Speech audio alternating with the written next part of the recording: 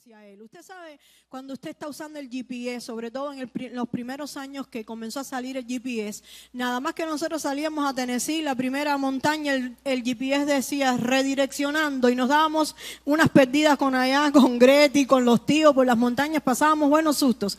Dios tiene su forma de redireccionarnos y a veces no entendemos la forma de Dios y pensamos que algo está sucediendo mal, pero es Dios redireccionándolos. Entonces, después que Éfeso pierde su primer amor, entonces Dios redirecciona a su iglesia, Esmirna, la iglesia sufriente, y entonces permite que se desate la primera persecución contra la iglesia. Esa es la etapa escatológica profética que cumple la iglesia de Esmirna, la iglesia sufriente. Después entonces viene Pérgamo, la iglesia mundana, la iglesia que admitió entonces mixtura, mezcla. Por eso Pérgamo quiere decir que matrimonio mixto, y entonces eso es lo que está sucediendo allí en el contexto de la iglesia de Pérgamo. Después entonces, ya cuando escatológicamente Pérgamo cumple la etapa donde se comienza a levantar la iglesia católica, adoración a las imágenes, ya eso estaba sucediendo desde Éfeso, pero toma fuerza allí ya en la etapa de Pérgamo. Es la etapa escatológica que cumple la iglesia de Pérgamo. Después viene Tiatira. Entonces Tiatira es la iglesia pagana, ya se levanta entonces la iglesia pagana que permitía, toleraba la adoración, esta mujer llamada Jezabel, que ella misma se llama profetisa, entonces ya estaba dentro de la iglesia, ya venían trayendo la mezcla de Pérgamo, pero ya se instala el espíritu de Jezabel dentro de la iglesia, y ese es el tiempo escatológico que cumple la iglesia de Tiatira. Y ahora entonces entramos en Sardis. Sardis más al sur, casi paralela con Esmirna, porque recuerde, después de Pérgamo comienza el camino por donde llevaba el mensajero las cartas a bajar al sur. Entonces ya Sardis queda casi paralela con Esmirna, porque ya el mensajero está regresando. ¿Recuerdan el mapita que les enseñé hace poco?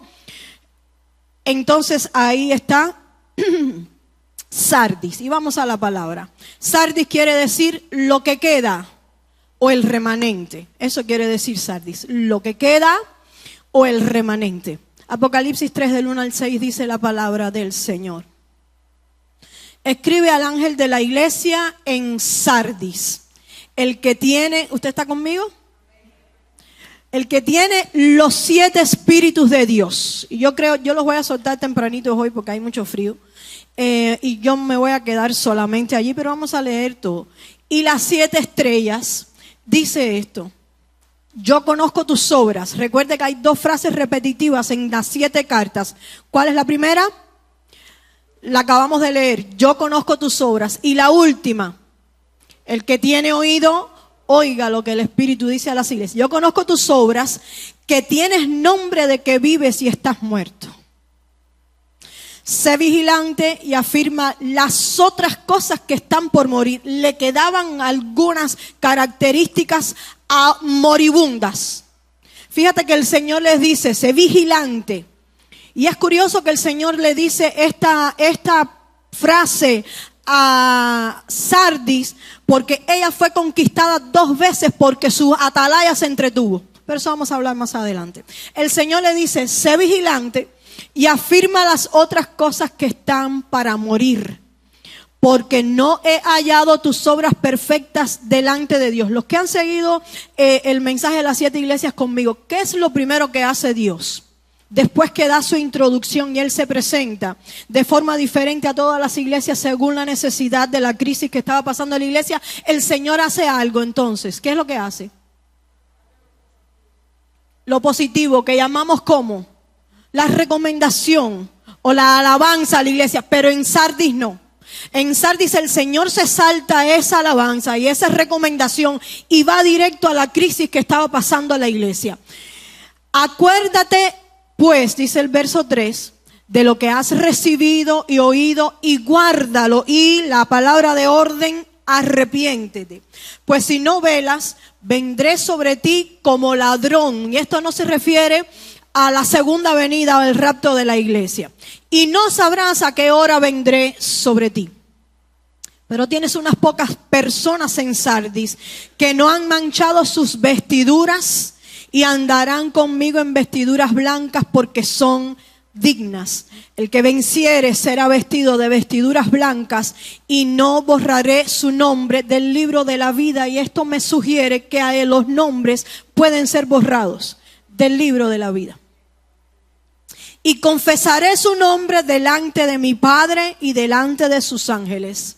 El que tiene oído, oiga lo que el Espíritu dice a las iglesias. Entonces, Sardis, que quiere decir lo que queda o el remanente, había sido capital en el reino antiguo de Asia Menor. Fue por muchos años la capital del reino de Lidia, siendo una de las mayores ciudades del mundo antiguo, de la Asia Menor. Y tenía una posición estratégica que ocupaba, y esto la había convertido en una ciudad muy activa comercialmente. Sardis es todo lo opuesto a la iglesia de Esmirna, que es la iglesia sufriente, la iglesia careciente económicamente. Pero recuerda el paréntesis que Dios le hace y le dice: pero tú eres rica. El señor Esmirna, él reconocía la situación que estaban pasando por tribulaciones, persecuciones, tenían que esconderse. Habían muchos, la gran mayoría de los cristianos por la persecución, habían sido removidos de sus trabajos, por lo tanto de su vida social. Y el Señor les recuerda en medio de la crisis, como nos recuerda a usted y a mí siempre, hay un paréntesis, a pesar de las pruebas y de las oposiciones que tenemos, que Dios nos hace a nuestras vidas y nos dice: recuerda que tú eres rico. Si lo tengo a Dios, recuerda la clase de Esmirna, lo tengo todo. Pero Sardis era completamente, a pesar de que estaba casi paralela geográficamente a Esmirna, no tenía nada que ver con Esmirna. La ciudad de Sardis era una ciudad progresista, era una ciudad acaudalada. Allí había muchas personas, incluso uno de sus gobernantes fue reconocido en ese tiempo como el hombre más rico de toda la Asia Menor, Cresto. Allí en Sardis se extraían enormes cantidades de oro del río Pactolos. Pactolos, ¿tú te acuerdas de Bartolo? Y ya sabes, Pactolos. Del río Pactolos ellos extraían mucha cantidad de oro. Por lo tanto, la escasez que tenía Sardis no era económica, contrario a Esmirna. La escasez que tenía Sardis era algo diferente que vamos a tocar en esta noche, y es la introducción que el Señor le hace a la iglesia allí cuando comienza la carta. Contrario a Esmirna, la riqueza de Sardis era inmensa. Sin embargo, no tenía lo que tenía la pobre iglesia de Esmirna. Esmirna no tenía riquezas, pero había sido aprobada por Cristo. Esmirna no tenía dinero, no era acaudalada. Sin embargo, Dios le dice, les recomienda, no les critica. Las únicas dos iglesias que no reciben crítica del Señor son la iglesia de Esmirna y la iglesia de Filadelfia, que después vamos a ver más adelante. Entonces, la presentación del Señor a Sardis, ya tienen más o menos un pantallazo contextual de Sardis, porque no quiero emplear mucho tiempo en eso, no es lo más importante. Vamos a la presentación que el Señor le hace a Sardis, y está allí en el primer verso. ¿Usted está conmigo? ¿No le estoy aburriendo? Qué bueno. Dale un codazo a tu vecino y despiértate tú que duermes, y te alumbrará Cristo.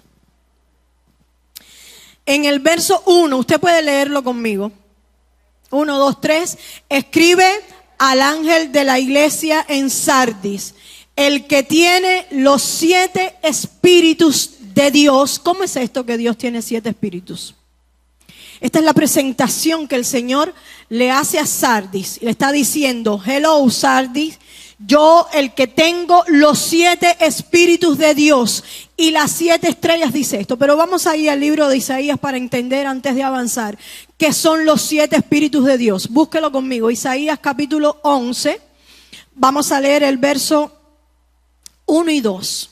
El que tiene los 7 espíritus de Dios. Y esta lectura va paralela también con Éxodo, lo vamos a ver ahora.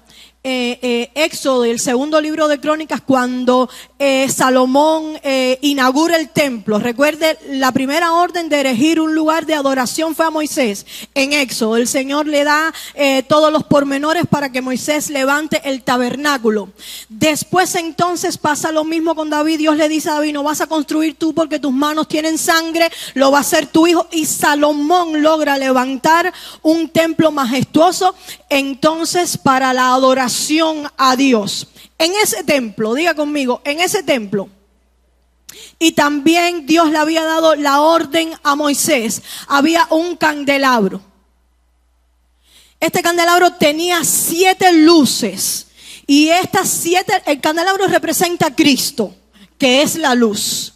Pero estas 7 luces o estas 7 lámparas que tiene el candelabro, 7 brazos, 3 a la derecha, 1 en el medio, 3 a la izquierda, que por cierto se encendían con lo que había en aquel tiempo, que era aceite, de las primicias del aceite. Las primeras goticas que ellos sacaran de el producto de la oliva donde salía el aceite, tenía que ir allí a ese candelabro para que con esas primicias, quiere decir muchas cosas, algún día quizás vamos a hablar del tabernáculo, esas primicias tenían que caer allí en el candelabro, en esas 7 lámparas que tenía el candelabro para que fuera encendido. Pero Dios le dice a Moisés: no se puede apagar el fuego. Era el trabajo del sacerdote que el fuego estuviera todo el tiempo encendido, como es el trabajo de cada uno de nosotros que somos reyes y sacerdotes. Usted dice amén. Por cierto, a todo el mundo le gusta hacer la parte de los reyes, la autoridad, el dominio, el poder. A poco les gusta ser sacerdote, que es el servicio. Pero la Biblia dice, el Señor nos llama que somos la iglesia de Jesús, los hijos de Dios, somos reyes, pero también somos sacerdotes. Así que los reyes tenemos que quitarnos la corona y hacer como hacen los 24 ancianos que están todo el tiempo adorando en el trono delante de la presencia del Señor, arrojar nuestras coronas y ponernos la toalla en la mano para servir.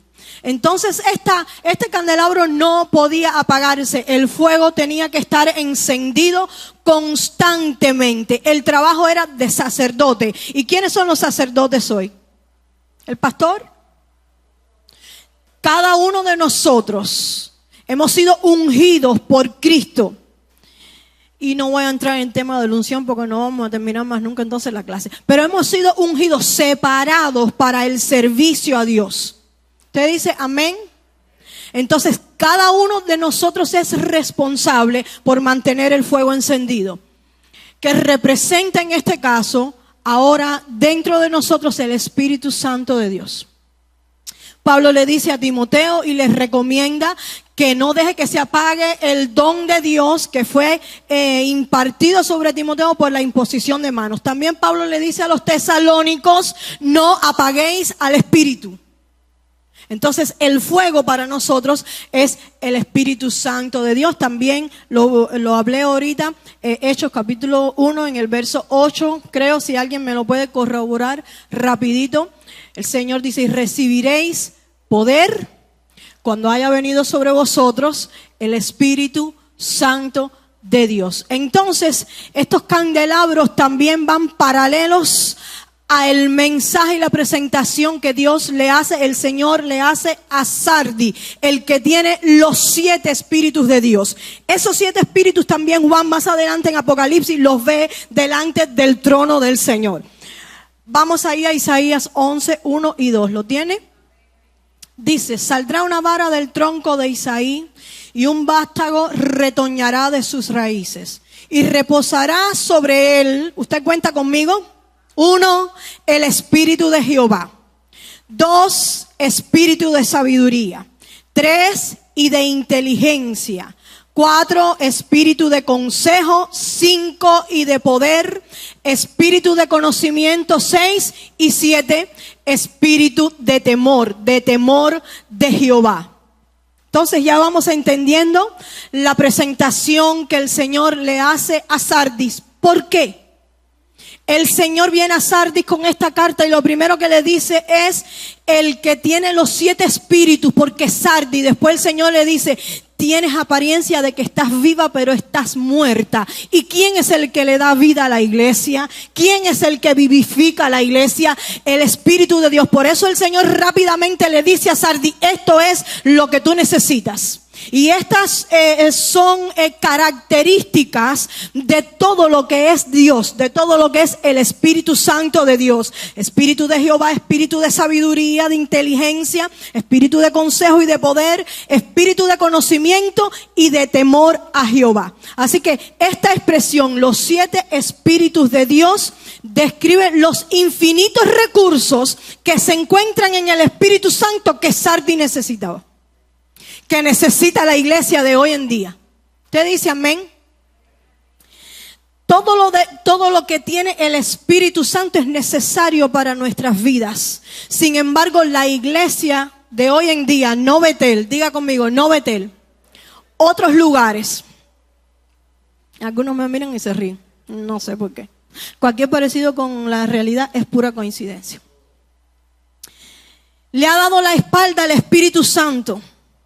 Y nos hemos olvidado de Pentecostés, de nuestras raíces. Es necesario que en este tiempo gris, déjame decirte, tienes que tener tu lámpara prendida porque se está poniendo oscuro todo. Aleluya, dile ya a tu vecino, tienes que tener tu lámpara lista con aceite porque se está oscureciendo todo. En este tiempo de oscuridad es cuando más en toda la historia de la iglesia necesitamos un mover del Espíritu Santo. ¿Sabes por qué? Porque el Espíritu Santo es el que convence de pecado. El Espíritu Santo es el que nos señala nuestras faltas. El Espíritu Santo es el que nos forma, le da formación a la iglesia. Es por eso que hay tantas iglesias sin formación, llenas en números como la iglesia de Sardis, pero le falta carácter, le falta formación, le falta el fruto del Espíritu Santo. Porque le hemos dado la espalda al Espíritu Santo de Dios. Y el Espíritu Santo es el centro de la iglesia. Cuando sucedió Pentecostés, Hechos capítulo 2, se levantó la iglesia sobre la base del Espíritu Santo.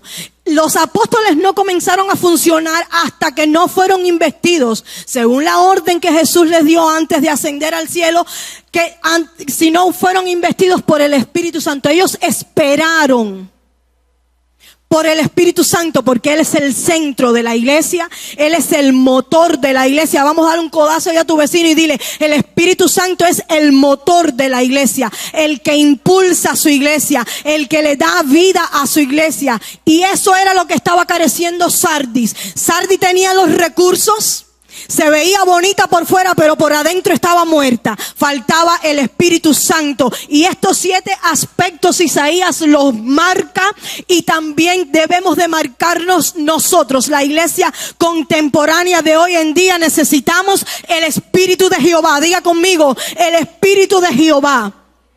Qué flojera. Eso es. Apóyame ahí, mi hermana.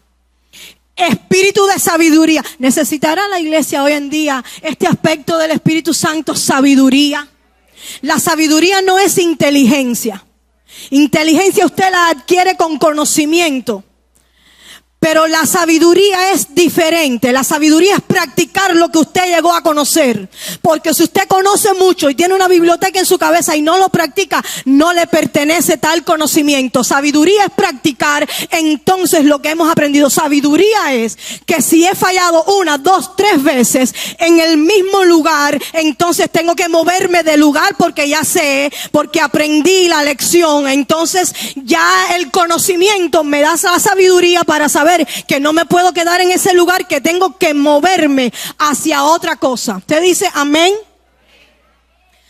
Entonces necesita la iglesia de hoy en día sabiduría, sí. Los padres mileniales, ya hay una generación que empezó a nacer ahora del 2025, creo que son los beta.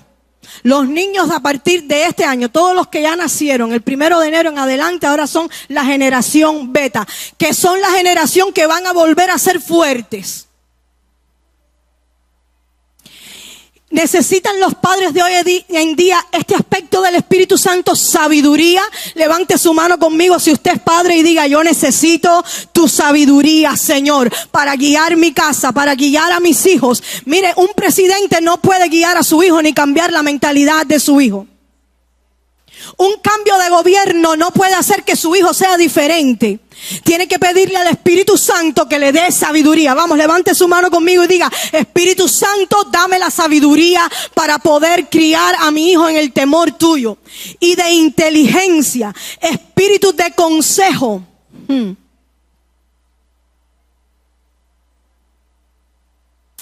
Y de poder. Voy a hacer una pausa ahí en el espíritu de consejo. Esta es la generación que más consejo necesita. Terapia, psicólogo. Y los psicólogos se están enriqueciendo. Antes, cualquier tipo de enfermedad usted la presentaba a la iglesia y simplemente eran liberados. ¿Y qué pasaba con los lunáticos en la Biblia? ¿Qué hacía Jesús? ¿Los mandaba para terapia?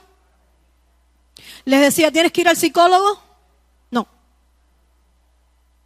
Los lunáticos, los endemoniados, que habían perdido el control de su mente a causa de la posesión. El Señor no les decía, ve allí con Pedro que te va a dar un turno para darte un consejo. Y déjame decirle algo, esto sí es alarmante. La mayoría de los consejos pastorales son por gusto.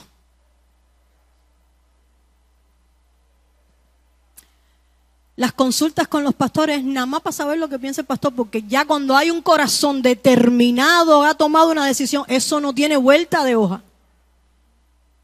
El corazón determinó y siempre va a buscar una excusa para ir por la determinación que tomó.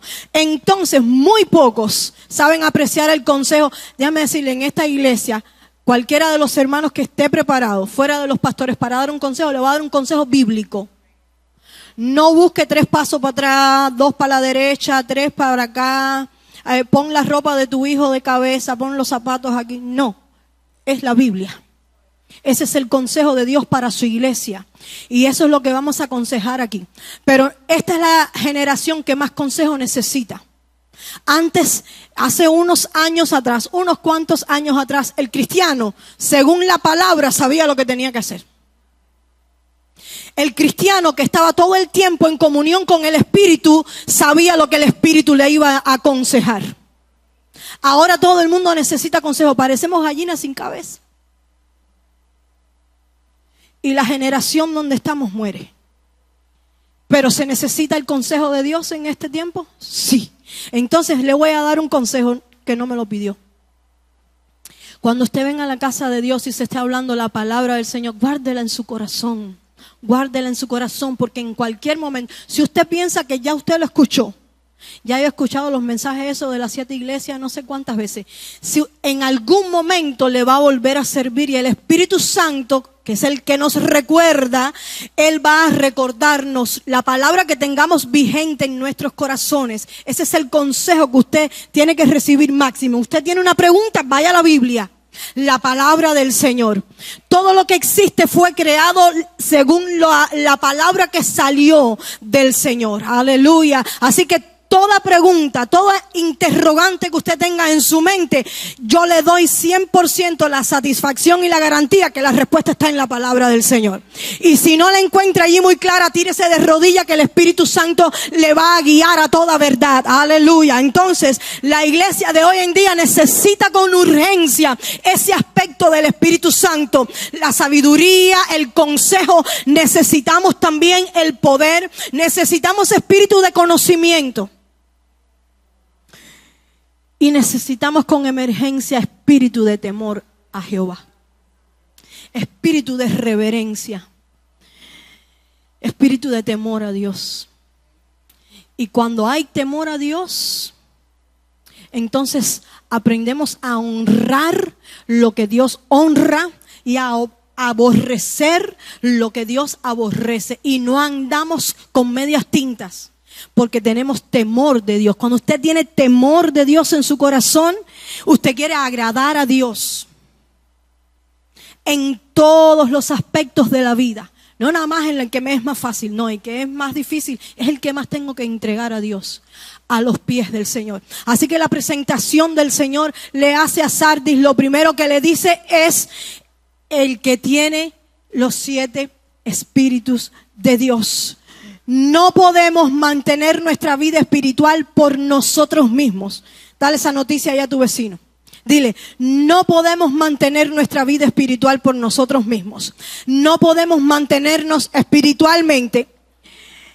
No podemos mantenernos espiritualmente por nuestros propios medios, por nuestras propias fuerzas. Necesitamos el poder del Espíritu Santo de Dios. Aleluya. Para que el Espíritu nos siga dando vida y no perezcamos como algunos perecen por el camino, que empiezan con mucha fuerza, pero van perdiendo la fuerza, se van quedando rezagados. Y a pesar del esfuerzo de los pastores, de los líderes, de los hermanos, por levantarlos, por acercarnos, van perdiendo el vigor y van perdiendo la fuerza. Es necesario que volvamos entonces a la senda antigua del Espíritu Santo. Vamos, díselo a tu vecino, vuelve a la senda del Espíritu Santo. Aleluya. Déjeme decirle, en esta iglesia se ha proclamado que este año es el año de estar cimentados, sin excusas, sin reparos, para extendernos sin límites. También hemos proclamado, no decretado, proclamado por medio de la fe, que este es el año de jubileo. Y le voy a decir algo que me enteré los otros días. ¿Sabe lo que pasó en la Iglesia Católica? Para la Iglesia Católica se está cumpliendo una profecía diabólica. El Papa, no sé quién vio el video por ahí, se sentó frente a una puerta de una basílica que hacía muchos años no se abría porque estaba siendo reservada para este año. Y sonaron las campanas por todo el Vaticano. Hay algunos videos que se escucha a una niña dando gritos. Dicen que se escucha en casi todos los videos. Y cuando se abrieron esas puertas, ellos dicen que se abrió un portal al mundo espiritual desconocido. Y ellos están llamando este año, ¿sabe cómo? El año de jubileo. Porque, ¿sabe qué es lo que está pasando? Que la iglesia está ciega, dormida, y piensan que lo que estamos predicando es con otro, es un juego, no va a pasar. Sí está pasando. Dile ahí a tu hermano, si estás muerto, hoy es la noche de despertarte. Aleluya. Si hace rato que estás desconectado del Espíritu, esta es la noche donde el Espíritu te recuerda que tú lo necesitas a Él más que el aire que respiras. Necesitas el poder del Espíritu Santo. Necesitas que las vendas de los ojos sean removidas a través del Espíritu Santo. Necesitamos el consejo del Espíritu Santo, y la iglesia se muere porque necesita la sabiduría del Espíritu Santo. Dijo el profeta, mi pueblo pereció porque le faltó el conocimiento. ¿Conocimiento de qué? ¿De periódico? ¿De política? No, del Espíritu Santo, de la palabra de Dios, que es la que nos forma, de la palabra de Dios, que es la que nos enseña. Aleluya. Mire, ame más las manos que te forman que las manos que te aplauden. Alabo, disimula, lo voy a volver a repetir. Ama más las manos que te forman que las manos que te aplauden.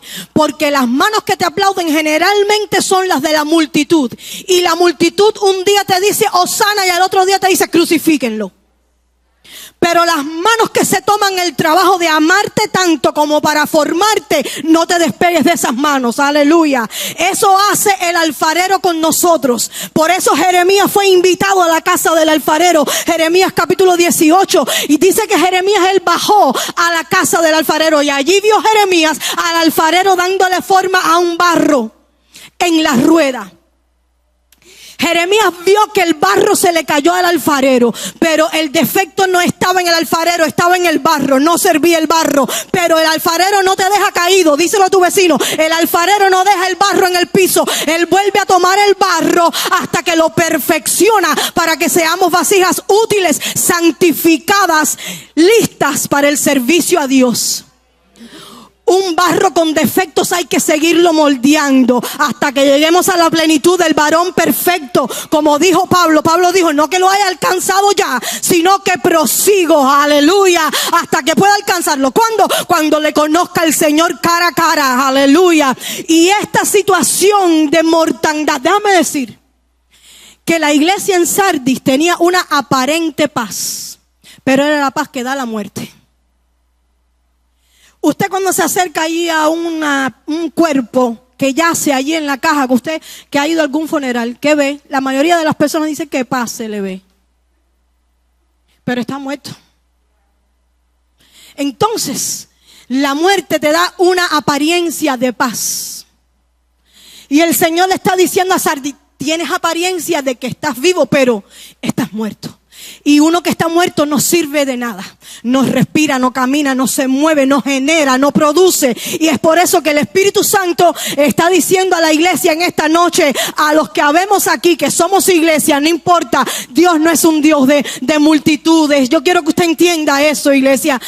Nos está diciendo aquí, primero a mí, que me habló y me taladró mi corazón mientras estudiaba la palabra del Señor. Tienes apariencia de que estás viva, pero estás muerta. Yo quiero que tú endereces tu camino. Vamos, dile a tu vecino, yo quiero que tú endereces tu camino. Quizás alguien en esta noche pueda decir, Señor, pero ya he hecho mucho. Dios te está diciendo, todavía te falta. Vamos, dile a tu vecino, todavía te falta. Aleluya.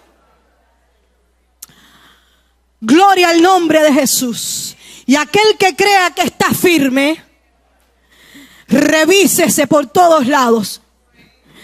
Señor, ¿en dónde te estoy fallando? Mira, la primera oración que tiene que hacer un intercesor, según el modelo de Daniel, de Esdras, de Nehemías, es arrepentirse primero delante del Señor. Usted me va a decir, yo no he cometido pecado. Daniel, Esdras, Nehemías tampoco habían cometido pecado. Ellos estaban tratando de reconstruir. Ellos estaban buscando preguntas a la aparente malestar que tenía Israel y todo el pueblo. Pero lo primero que hicieron estos intercesores de verdad fue arrepentirse por el pueblo. Entonces, cuánto más, pon tu mano aquí en tu corazón y di, hoy cuánto más yo. Vamos, di como David, líbrame de los que me son ocultos, Señor. Crea en mí, oh Dios, un corazón limpio y renueva un espíritu recto de mí, porque yo no soy tan bueno. Jesús, lo único que no le decían maestro, le decían rabí, le decían Señor, pero lo único que él no permitió que le dijeran fue maestro bueno. No permitió que le dijeran bueno. Pero a la iglesia de hoy en día le encanta que le digan sus maravillas. Qué bien, qué lindo, qué precioso. Qué bien haces esto, qué bien haces aquello. Y si no nos dicen, nos ofendemos. Alaba o disimula. Pero Jesús dijo, no me llames maestro bueno. Aleluya. Entonces tenemos que revisarnos o no. Vamos, dítelo tú mismo. Hey, tienes que revisarte. Tienes que revisarte, haces esa tarea diariamente con el Espíritu Santo. Hey, porque a veces la iglesia tiene apariencia. Dar brincos no quiere decir que estás vivo. Hablar en lenguas no quiere decir que estás vivo. Ir a visitar a los hospitales no quiere decir que estás vivo. Sardis hacía estas cosas. Era una iglesia que permanecía. Pero el Señor viene y le dice, tienes apariencias, vives de las apariencias, cuidas más tu nombre que tu espíritu. Y el Señor entonces le dice, me necesitas a mí, que soy todo el recurso que tú tienes. No necesitas tanta apariencia, Sardis, lo que necesitas es sabiduría. No necesitas tanta apariencia, Sardis, lo que necesitas es conocimiento del Altísimo.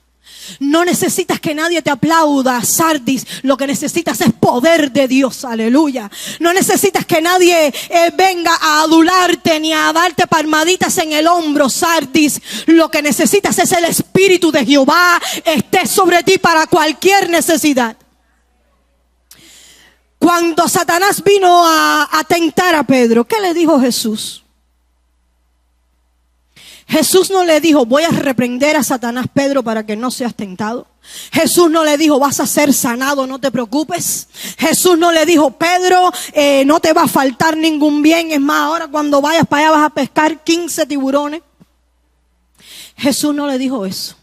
Jesús no le dijo, no te preocupes que yo te voy a librar. Jesús lo que le dijo a Pedro fue, yo he rogado al Padre para que tu fe no falte.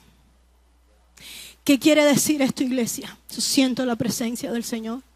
Es más importante que no te falte la fe en medio de la prueba que Dios te libre de la prueba. Lo que la iglesia de hoy en día vive de apariencias de milagros por allá. Me voy porque allá están sanando los enfermos.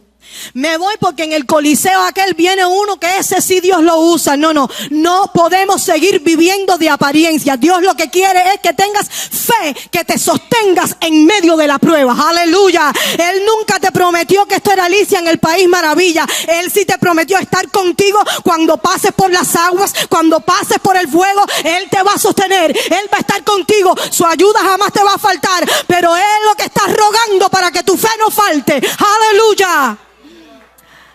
Contrario a lo que estaba pasando en Sardis, que era una iglesia que tenía oro, tenía dinero, tenía apariencias, pero muerta. Betel no. Vamos, levanta tus manos conmigo y di: Betel no. Aquí el centro es el Espíritu Santo de Dios, la palabra del Señor. Oh, el consuelo, el consejo. Todo lo que venga de Dios le decimos sí, Señor. Ay, qué flojera. Vamos, todo lo que venga de Dios decimos en esta iglesia sí, Señor. Aleluya.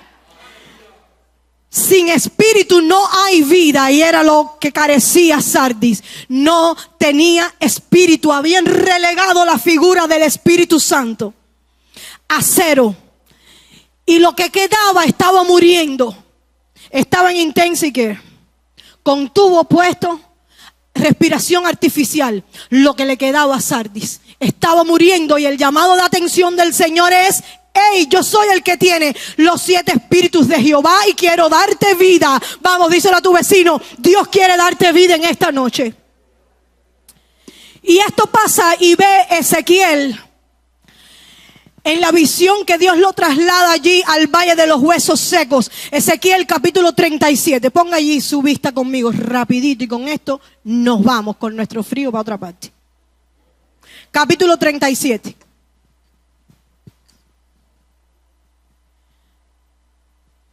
Ezequiel es llevado por el Espíritu frente a un valle de huesos secos. Y la Biblia dice que no solo estaban los huesos secos, sino que dice secos en gran manera. No tenían remedio, así como algunas de nuestras dificultades y oposiciones que se levantan frente a nosotros, que humanamente decimos no hay remedio. Ezequiel se encuentra, usted se puede imaginar por unos segundos el asombro del profeta frente a aquella visión. Seguramente lo primero que pensó Ezequiel fue: ¿para qué Dios me trajo aquí? Y si es de los cristianos ñoños de hoy en día, hubiera dicho: Señor, me está diciendo que estoy seco. Y hubiera perdido el mensaje bien rapidito. Pero el Señor traslada al profeta allí en una visión. Usted está conmigo en Ezequiel. Yo quiero leerlo. El verso 3, ¿lo tiene? Dice la palabra: y me dijo: hijo de hombre. Y esta es la constante. Así es como Dios le llama a Ezequiel en todo el libro del profeta. Cada vez que Dios se va a dirigir a Ezequiel, no le dice siervo, no le dice muy amado, como le decía Daniel. A Ezequiel le dice hijo de hombre. Porque Ezequiel, según los comentaristas, dicen que era un colérico al cuadrado casi. Y parece que para Dios, para que Ezequiel no se creyera cosas, todo el tiempo les recordaba: tú eres humano, yo hablo contigo, pero aquí el que manda soy yo. Yo te revelo cosas, pero que no se te suba para la cabeza. Y entonces el Señor le decía todo el tiempo a Ezequiel: hijo de hombre, para recordarle que él era humano y el divino era Dios. ¿Vivirán estos huesos? Y dije: Señor Jehová, tú lo sabes. Si hubiera sido los cristianos de ahora, bueno, Señor, dice esto que aquello y dice lo otro. Pero Ezequiel tenía temor de Jehová. Y le da una respuesta humilde, temerosa. Y no hace que se la sabe toda, sino que dice: pensó seguramente, está duro, ¿verdad que los huesos están? Pero aquí el mero jefe eres tú, el que tiene la última palabra. Hoy estaba sentada a la mesa con algunos de mis hijos, nada más tengo 3, eran 2, y el pastor. Y alguien dijo: aquí el que tiene la última palabra, pero enseguida rectificó y dijo: es Dios. Sí, eso hizo Ezequiel. Quizás él como profeta hubiera podido tener alguna respuesta, pero él prefirió refrenar sus labios y decir: Esa respuesta nada más la tienes tú. Hay momentos en nuestras vidas que tenemos que hacer lo mismo que hizo Ezequiel, la forma que el Señor les respondió, porque vienen cosas a nuestras vidas. Para poner un ejemplo sencillo, yo quiero que usted ore por mí, me voy a tomar yo de ejemplo, pastora, que el Señor me sane las rodillas. Y allá va la pastora, Padre, yo te pido en el nombre de Jesús que sane esas rodillas, pero quizás Dios no quiere sanarla. Y nos comprometemos. Dios no tiene compromiso con nadie, pero nosotros nos comprometemos por dar respuestas que Dios no ha dado. Entonces Ezequiel dijo, no, ya esta yo me lo sé. Aquí el que tiene la última palabra. Alguien puede levantar su dedito así conmigo, con toda humildad, y decir, aquí el que tiene la última palabra eres tú, Señor. Yo puedo desear muchas cosas en mi vida e incluso puedo pensar que vienen de tu mano. Cuidado con eso. Porque esta también es la época donde Dios me dijo. Dios me dijo que vaya para allá. Dios me dijo que salga para acá. Todos le echamos la culpa a Dios. Y después son los fracasos. Después viene la tristeza, la destrucción de las familias. ¿Y por qué Dios has permitido? Dios no permitió nada. Es que desde el principio Dios no te dijo nada. Pero tomamos el nombre del Señor. Y cuando hay alguien que viene a nosotros y nos dicen, Dios nos dijo, ya el consejo queda nulo. Porque si Dios te dijo, ¿qué te voy a decir yo? Que soy una simple mortal, hija de hombre. Entonces cuando hay un cristiano que se levanta y dice, Dios me dijo, ya no hay consejo. Ya Dios te dijo. Si Dios te dijo, ¿qué vas a venir a preguntar? Pero entonces después vemos las ruinas por las emociones, por las aparentes respuestas de Dios. Porque preferimos decir a mi emoción, no es mi emoción, es Dios. No, revisa el corazón, es más engañoso que todas las cosas. Perverso es, dice el profeta. Entonces hay una línea muy finita que divide mi emoción al corazón de Dios. El corazón, los pensamientos de Dios, Isaías 54, no son nuestros pensamientos. Y a veces nosotros sentimos seguridad de que es Dios porque es nuestro deseo. Más altos, dice el profeta, son los pensamientos de Dios que los nuestros. Y nosotros siempre estamos despistados, llamando palabra de Dios a un deseo humano. Hijo de hombre, ¿vivirán estos huesos? Y dije, Señor Jehová, tú lo sabes. Y esta respuesta también revela que en esta ocasión el único que podía tener un trato con los huesos era Dios. Ezequiel dijo, yo no puedo con esto. Era Dios. Hay momentos en nuestras vidas que tenemos que reconocer que solo puede ser Dios. Hay veces que con un Tylenol tú te resuelves, con una visita al dentista tú resuelves, pero hay momentos de crisis en nuestras vidas donde estamos frente al valle de huesos secos y es Dios el que nos lleva, como llevó a Ezequiel. No le eche las culpas al diablo. Que tenemos que decir, Señor, tú eres el que tienes la respuesta. Aleluya. Gloria al nombre de Jesús. Verso 4. Me dijo entonces, profetiza sobre estos huesos y diles, huesos secos, oíd palabra de Jehová. Así ha dicho Jehová el Señor a estos huesos. He aquí yo hago entrar, ¿qué, iglesia? Si usted me está siguiendo. Ay, ¿y cuándo es que una persona recobra vida? Ay, no saben. Aliento de vida. Si no hay aliento, si no hay soplo, no hay oxígeno, no hay vida. Verso 6. Y pondré tendones sobre vosotros, y haré subir sobre vosotros carne, y os cubriré de piel, y pondré en vosotros espíritu, y viviréis. ¿Qué va a poner el Señor? Primero va a poner tendones, carnes, piel. Pero si no hay espíritu, de nada sirve todo eso. Esa aparente cuerpo y esa aparente formación, si no tiene vida, si espiritual, no sirve de nada. Y sabréis que yo soy Jehová. Profeticé. Ezequiel hizo caso a la palabra del Señor. pues como me fue mandado, y hubo un ruido mientras yo profetizaba. Y he aquí un temblor, y los huesos se juntaron, cada hueso con su hueso. Esto es algo lindo, quizás algún momento le explique. Cada hueso con su hueso. El cuerpo humano tiene 200 y tantos huesos. Si recuerdo bien, no sé si por allá me pueden ayudar. O aunque sea buscarlo en Google si no se acuerdan. En las manos, uno piensa que esto es un solo hueso, pero son diferentes huesitos que forman un hueso. Usted se imagina todo ese ejército de huesos secos formándose, levantándose, huesito con huesito. Ahí ningún hueso se fue para el lugar donde quería. Dios dio la orden y cada hueso tomó la postura que tenía que tomar para poder hacer un ejército. Ese ejército, ese levantamiento de huesos que empezaron a tomar su lugar, ¿sabe lo que produjo? Un ruido, porque donde hay unidad hay ruido espiritual. El enemigo se atormenta porque los huesos comienzan a juntarse hueso con hueso, comienzan a recobrar vida, comienzan a despertarse como yo estoy tratando de que tú te despiertes en esta noche, y los huesos comienzan a juntarse. Vamos, dile ahí a tu hermano, júntate conmigo, que somos quizás el huesito del dedo, pero aquí hay varios, no es un solo huesito, son varios que se tienen que adherir al hueso, a la voz de la profecía de Dios. Aleluya. Él no te va a dejar sin vida. Después que ¿cuánto?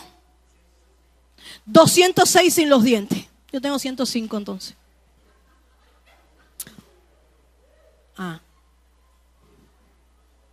Dios no te va a dejar sin vida, no. Él quiere que tú florezcas. Vamos, dile a tu vecino, Dios quiere que tú florezcas. El profeta profetizó lo que Dios le había dicho, no lo que él quería. Él profetizó la palabra que le había sido ordenada. Y dice el verso 8, y miré aquí tendones sobre ellos, y la carne subió, y la piel cubrió por encima de ellos, pero no había en ellos espíritu. ¿De qué sirve entonces un ejército numeroso? Un ejército robusto. ¿De qué sirve? ¿De qué sirve un ejército fuerte si no tiene aliento? Si no tiene el soplo del Espíritu. Si no tiene el Rúa y Acodet, el Espíritu Santo de Dios soplando sobre su iglesia. ¿De qué le sirve a una iglesia tener todos los asientos llenos si no hay un espíritu que esté motorizando a un ejército que realmente sea poderoso? Aleluya. Entonces este ejército tomó vida, tendones, carne, piel, pero le faltaba lo más importante como a Sardis. Era un cuerpo, pero no tenía vida. No quiere decir que Sardis no era iglesia, pero muerta. Era cuerpo, aleluya, pero muerto. Entonces es necesario que usted y yo amemos al Espíritu Santo en este tiempo más que nunca antes, para que Él sople vida en tu casa. Cuando tú le das el primer lugar a Él, ya no vives de apariencias. El Espíritu Santo sopla vida sobre ti. El Espíritu Santo sopla aliento sobre tu cuerpo que está débil. Se siente débil porque has luchado mucho. Has estado todo el tiempo caminando en contra de la corriente. Pero si tú le das el lugar que le pertenece al Espíritu, Él sopla vida nuevamente sobre tu matrimonio. Y si este valle de huesos secos se levantó por la voz de Dios, ¿cuánto más no puede hacer Dios a favor de tu casa, a favor de tu salud, a favor de tu economía? Solamente tienes que creerle a Dios y darle el lugar que le pertenece al Espíritu Santo de Dios, para que vuelva la vida, para que vuelva el tiempo de canción, para que vuelvas a escuchar las tórtolas cantando en la primavera. Vamos, levanta tus manos y dile: Espíritu Santo, te necesito. Vamos, díselo, grítaselo en esta noche. Con el aliento que te queda de la semana de trabajo, dile: Espíritu Santo, yo te necesito en este tiempo. Aleluya. No dejes que muera dentro de ti, iglesia, el aliento del Espíritu. Vuelve al primer amor, como Dios le dice a Éfeso. Es necesario que vuelvas a sentir la pasión que sentías al principio. Vamos, esta es la voz del Espíritu para ti. La orden de Dios Dios en esta noche es: no dejes que muera el espíritu, no dejes que se acabe el aliento de vida sobre tu vida. Aleluya. Vamos, pelea la buena batalla de la fe, como le dijo Pablo a Timoteo: pelea, pelea, pelea. El enemigo quiere arrebatarte el gozo de tu salvación, el enemigo quiere arrebatarte el botín que ya Dios te dio por heredad, pero pelea, pelea, pelea. Oh, las armas de nuestra guerra no son carnales, sino poderosas en Dios para destrucción de fortalezas.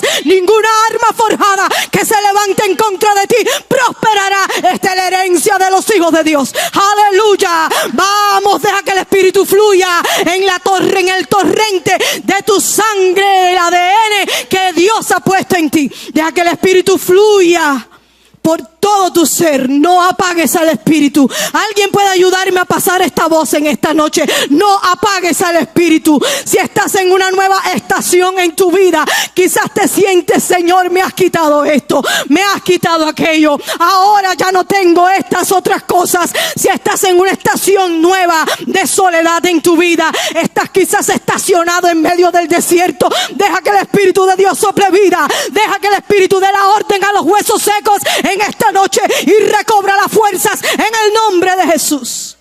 Aleluya. Gloria al nombre del Señor. Aleluya, aleluya, aleluya. Y me dijo: profetiza al espíritu, profetiza, hijo de hombre, y di al espíritu, y di al espíritu: así ha dicho Jehová el Señor, espíritu, ven de los cuatro vientos de todos los lugares y sopla sobre estos muertos y vivirán. Y profeticé como me había mandado. ¿Y qué pasó, iglesia? Entró espíritu en ellos y vivieron. ¿Cuándo? Cuando entró el espíritu. Aleluya.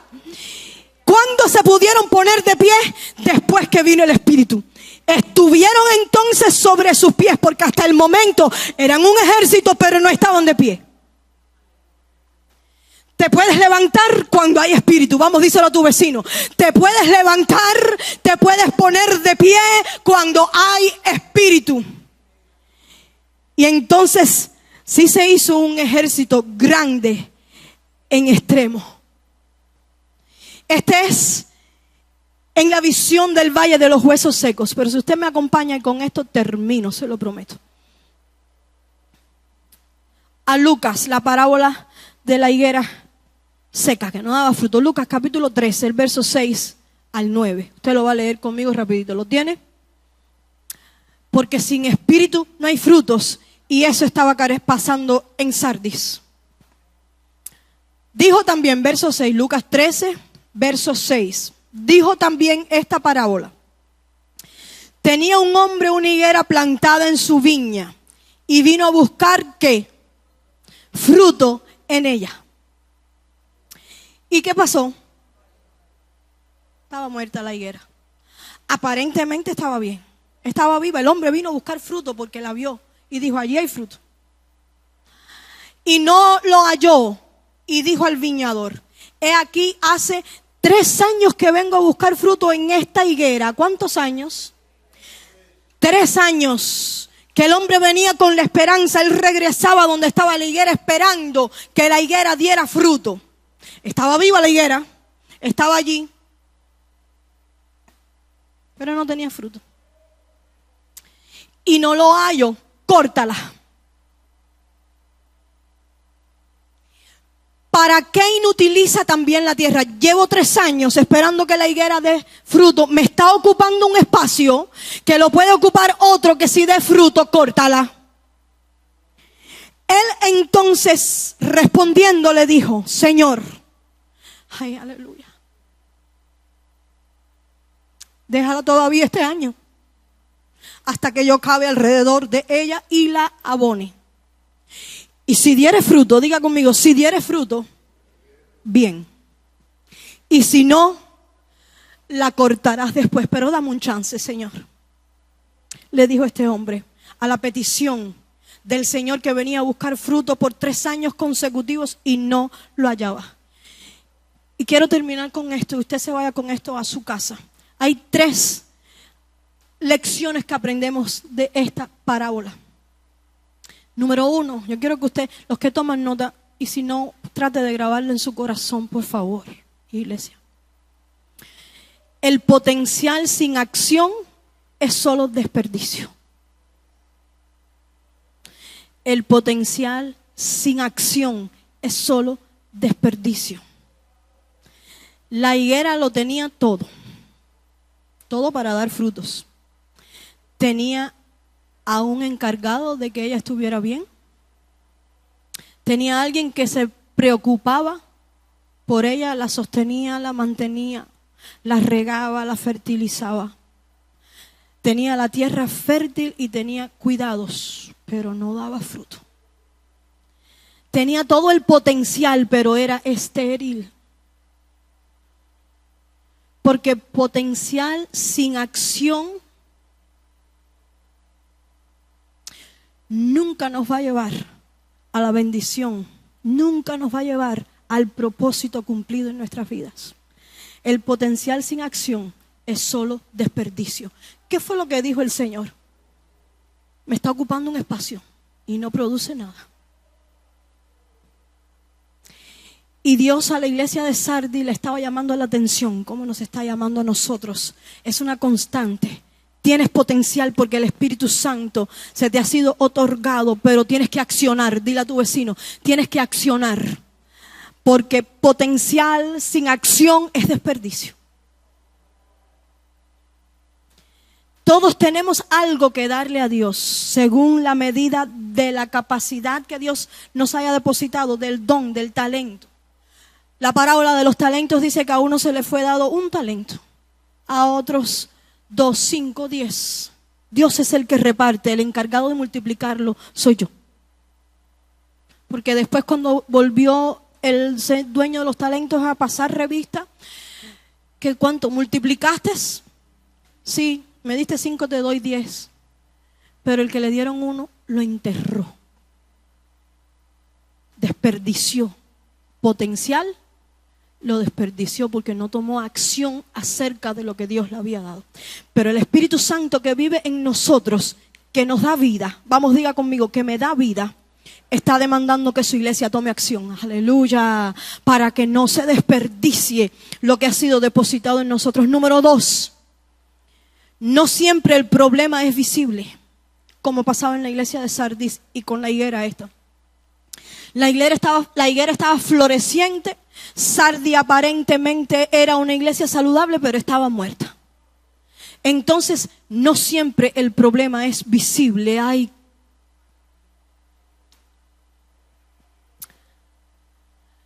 apariencias y humanamente decimos, el hermano está en victoria. El hermano siempre tiene una sonrisa, pero quizás por adentro está muriendo o muerto.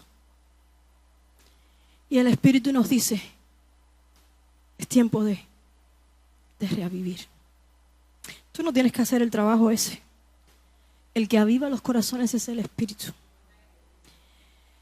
Y el mismo Espíritu que levantó a Cristo de los muertos, dice Pablo, ese Espíritu de resurrección es el que está dentro de nosotros. Tú no tienes que hacer el trabajo de resucitar. El que resucita a los muertos es el Espíritu.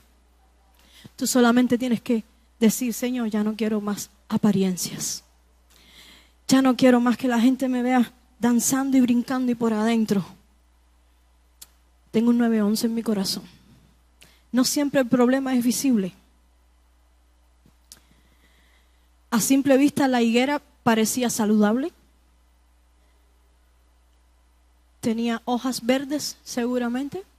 El tronco era recto. Invitaba al Señor a que viniera a revisarla porque había apariencia de salud, pero era estéril. ¿Y sabe lo que pasa? Que muchas veces ignoramos los problemas reales con tal de guardar las apariencias. Muchas veces ocultamos que tengo un problema en mi casa para aparentar que tengo un matrimonio lindo. Me tiro fotos en Facebook, en Instagram, con el marido muerto de la risa y después él duerme en el sofá y yo en el sillón. Porque tratamos de guardar un nombre como Sardis. pero el Espíritu quiere darnos vida. Y la última lección que encontré aquí en la parábola de la higuera es: incluso lo inútil puede ser restaurado. Y es por eso que el Señor le dice: sé cuidadoso y vigilante, porque lo que te queda se está muriendo. Pero el Señor entonces le dice: arrepiéntete, porque Él definitivamente quiere reavivarnos. Dios quiere que su iglesia sea una iglesia viva. Dios quiere que su iglesia ya no viva más de apariencias. Que nos quitemos las máscaras delante de Dios y que le digamos: Señor, aquí estoy como soy.